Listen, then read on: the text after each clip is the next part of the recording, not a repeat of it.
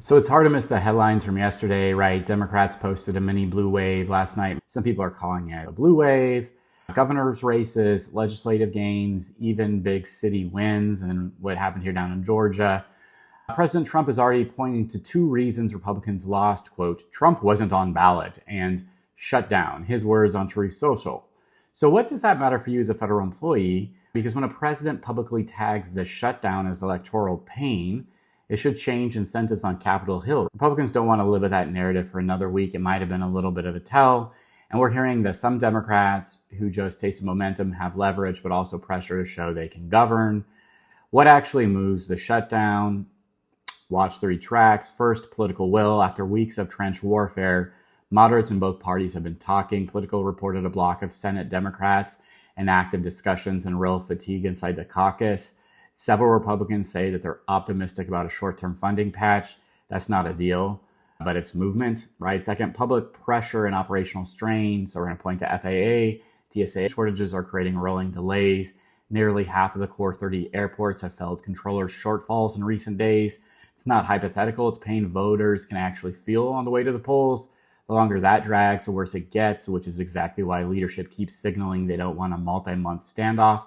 Now, some of you wondered recently why we're not focusing more on other employees. It's not that we don't see your pain. I want everybody to take a moment to think about all the federal employees impacted by this. I'm just focusing on this because this is what people feel first. I used to be a teacher, so for the DoDEA teachers having to work without pay, I truly feel that.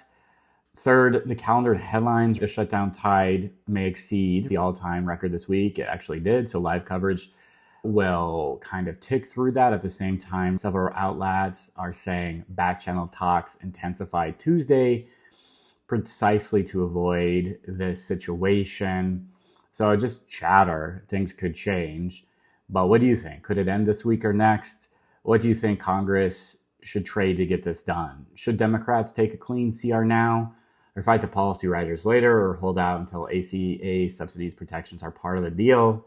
If you're essential unpaid, would you rather see a short patch that gets you whole immediately, even if it kicks the fight to December, or a broader package that takes longer but reduces the chance of another shutdown? Drop your reads in the comments. I'll let you know my thoughts. Again, I welcome people of all political stripes. I think the Democrats have a path to end it now and should, so I'm in agreement with my senators, but I understand people who want to push on the importance of healthcare. Unfortunately, I think Democrats do not have a lot of power this time. Not blaming anybody, but the government shutdowns don't make any sense to me to begin with. It's kind of what I think.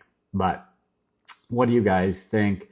And what can we do? We're trying to do what we can. Is there anything else we could cover? I know some of you asked me broad questions about whether this is legal. And so the federal government is like a little different. It appears to be the standard right now. Nothing's going to change that. I think the big legal issue to watch for federal employees is if the government tries to avoid paying furloughed employees back who weren't working.